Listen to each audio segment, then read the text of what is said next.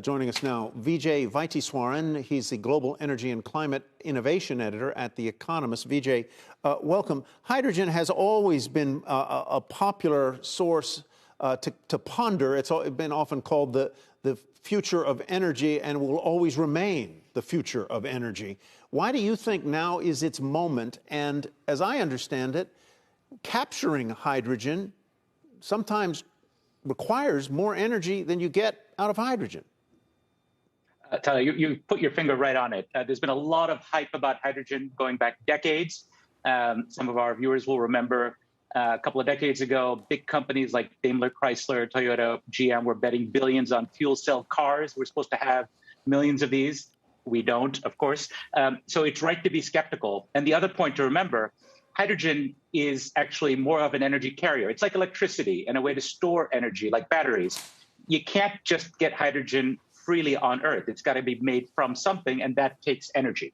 And so anyone who tells you, oh, it's a magical new source of energy, go in the other direction, right? You got to ask them where you're going to make your hydrogen from. Having said that, like electricity, you can make it in dirty ways or clean ways. The reason hydrogen's getting another look-see is because of the global push towards dealing with climate change. And if you're going to have real deep decarbonization of the global economy in the next 30 years, there's some sectors like heavy industry, industrial heat, steel, cement, where Teslas and windmills ain't going to save the planet. Well, Vijay, as we think through all of this, and obviously the sort of battery-powered cars have completely won for the time being. There's still some hydrogen fuel cell technology out there, maybe for trucks. Obviously, we'll see if that's a bigger use case. My question is whether hydrogen could play a bigger role in being almost a nuclear substitute or complement. In other words, as renewables are more and more of the grid, they have intermittency problems. Could hydrogen get cheap enough to step up and fill that gap? And how quickly do you expect the price of, green or blue hydrogen to come down? So you put your fingers on two of the key points. One of them is, can it be play a role in grid stabilization? And that's one of the properties that hydrogen has that, as it's developed, it can store energy across seasons. Batteries in California, they've got grid scale batteries that could last maybe 4 hours, let's say.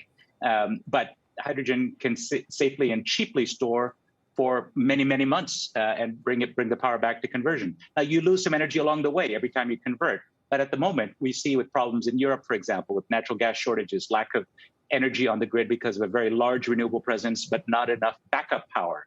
And we're going to have the same problems in the U.S. as well. The more renewables penetrate, the intermittency problem becomes a huge issue for the grid.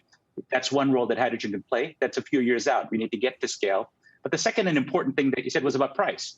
What's the price? Right now, the short answer is it's too expensive. It ain't going to be for today. But the Department of Energy has launched one of its so-called Earth shots. It's meant to be a moonshot for different technologies. They want to try to bring down the cost of hydrogen by 80% by the end of the decade. That sounds crazy. It would be, a very dramatic decrease. But guess what? That's exactly what happened with solar. That's exactly what happened with wind over the last couple of decades. Mm-hmm. And the biggest input cost to making hydrogen from renewable energy is actually the cost to the renewables themselves. That's the number one cost. And that's been plunging dramatically. So analysts like Morgan Stanley, for example, think within 3 or 4 years, within the best places in America for renewables, we're going to have cost competitive green hydrogen that can go up against fossil energy.